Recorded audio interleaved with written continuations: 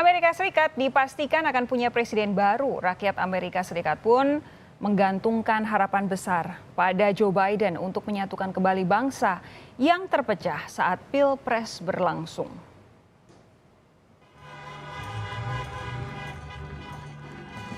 Joseph Robinette Biden Jr. atau lebih dikenal dengan Joe Biden dipastikan melenggang ke Gedung Putih setelah mengungguli pesaingnya, calon presiden petahana Donald Trump, di pemilu presiden Amerika Serikat tahun 2020.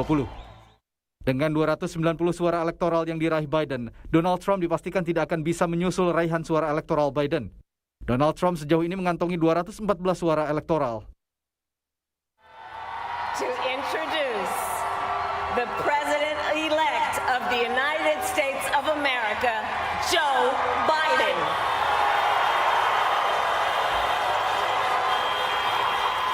Sambil berlari-lari kecil, Presiden terpilih Amerika Serikat Joe Biden memasuki kawasan Chase Center, San Francisco, California, untuk menyapa ribuan pendukungnya dan menyampaikan pidato kemenangan. The people of this nation have spoken. They've delivered us a clear victory, a convincing victory, a victory for we the people. We've won with the most votes ever cast on presidential ticket in the history of the nation. 74 million. Donald Trump sendiri hingga kini belum berkomentar langsung tentang hasil suara elektoral di Pilpres AS. Namun petahana dari Partai Republik itu sempat menyebut adanya kecurangan. Bahkan sebelum menuju lapangan golfnya di Virginia hari ini, Trump sempat mengklaim kemenangannya di Pilpres Amerika Serikat lewat cuitan di akun Twitter miliknya. Saya memenangi pemilu ini dengan banyak suara. 71 juta suara sah, yang terbanyak dari presiden yang pernah menjabat, klaim Trump di akun Twitter miliknya.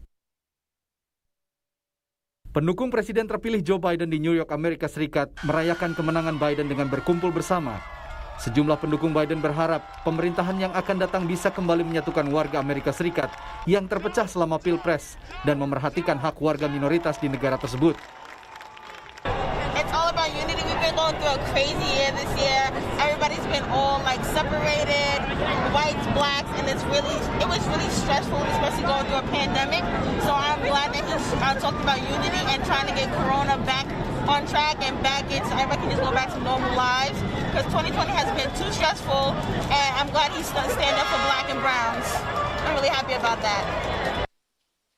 Di tanah air, Presiden Joko Widodo melalui akun Instagramnya memberikan ucapan selamat kepada Joe Biden setelah jadi presiden terpilih Amerika Serikat. Dalam ucapan selamatnya, Jokowi menyebut terpilihnya Joe Biden dan Kamala Harris di Pilpres Amerika Serikat merupakan sejarah. Hasil yang sangat besar menjadi refleksi dari harapan dalam demokrasi. Kami menantikan untuk bekerja sama dengan Anda dalam memperkuat kemitraan strategis Indonesia dan Amerika Serikat, serta mendorong kerjasama di bidang ekonomi, demokrasi, dan multilateralisme untuk kepentingan kedua bangsa, tulis Jokowi. Kemenangan Biden di Pilpres Amerika Serikat ini membuatnya menjadi presiden terpilih tertua di Amerika Serikat dengan usia 77 tahun. Sedangkan wakil Biden, Kamala Harris, akan mengukir sejarah sebagai wanita kulit hitam pertama yang duduk di kursi wakil presiden Amerika Serikat. Keduanya akan dilantik pada 20 Januari 2021 mendatang.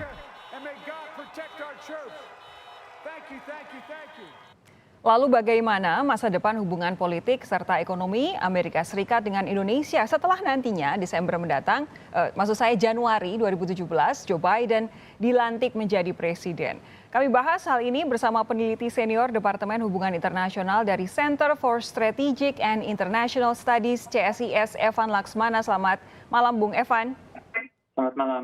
Lalu ada Direktur Eksekutif Institute for Development of Economics and Finance, INDEF, Pak Tauhid Ahmad. Pak Tauhid, selamat malam.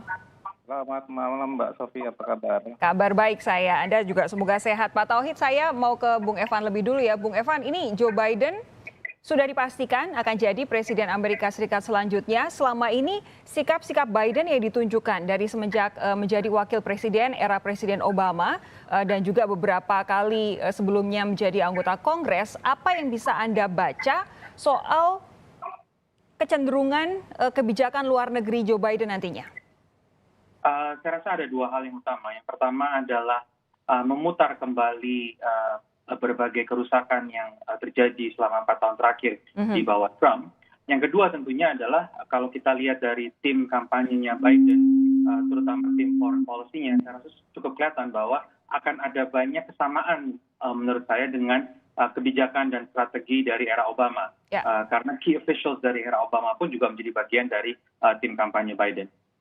Kalau tadi Anda bilang Biden akan reverse kerusakan yang sudah dibuat Donald Trump, kerusakan apa saja yang jadi perhatian Anda? Saya rasa dalam persoalan global governance, terutama terkait dengan World Health Organization misalnya, terkait dengan climate change, dan juga terkait dengan mungkin beberapa inisiatif regional seperti TPP dan seterusnya. Jadi saya rasa dari sisi multilateralisme dan global governance akan ada beberapa executive order yang akan ditandatangani oleh Biden di awal-awal tahun depan. Saya bayangkan pasti Iran Nuclear Agreement juga pasti akan jadi salah satu yang diperbaiki begitu ya dalam tanda kutip oleh Biden ya? Saya rasa kalau Iran Nuclear Agreement ini agak sulit karena memang sebetulnya ada resistensi juga di sekelompok kecil Partai Demokrat yang menganggap bahwa dulu waktu era Obama itu disahkan ada beberapa kekurangan. Jadi saya rasa memang itu butuh negosiasi ulang. Oke, lalu kalau untuk spesifik Indonesia, kira-kira kerjasama atau hubungan bilateral seperti apa yang bisa kita harapkan ketika nantinya Joe Biden benar-benar sudah jadi presiden? Yang saya rasa kita bisa harapkan adalah kembalinya diskusi bilateral antara kita dengan US itu berdasarkan Strategic Partnership Framework yang sudah ditandatangani di era Obama. Karena di bawah Trump, Strategic Partnership Framework itu seolah-olah nggak ada. Dan kita hanya fokus pada isu-isu yang sedikit transaksional, seperti GSP, counterterrorism, dan seterusnya. Padahal kita ada framework yang lebih luas, yang komprehensif, yang sudah disahkan, tapi nggak pernah diisi dan diberi energi.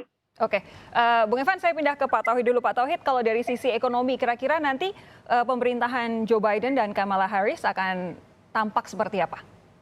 Ya, saya kira secara global mereka akan coba mengendorkan, walaupun tidak seluruhnya, kesempatan perdagangan begitu ya, terutama berkaitannya dengan trade war. Meski tidak langsung katakanlah merubah secara global apa yang sudah dilakukan, tapi secara perlahan kebijakan Biden ingin membangun satu aliansi dengan berbagai negara, terutama Uni Eropa, dalam rangka menyikapi berbagai kebijakan yang dibuat oleh China. Saya kira ini akan sedikit banyak mempengaruhi pola perdagangan dunia yang berimplikasi ke Indonesia.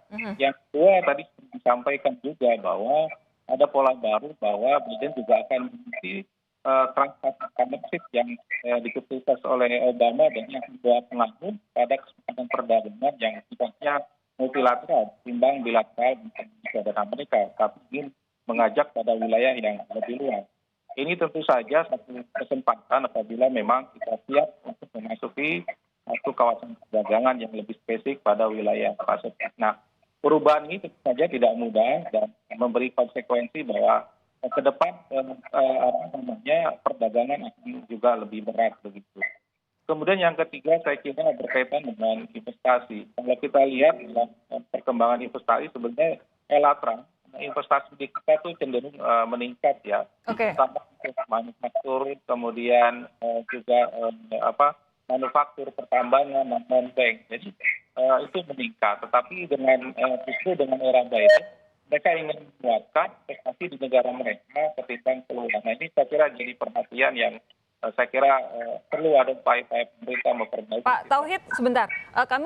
Saya terus terang ada kesulitan untuk mendengarkan suara Anda karena hubungan sinyal yang tidak terlalu bagus.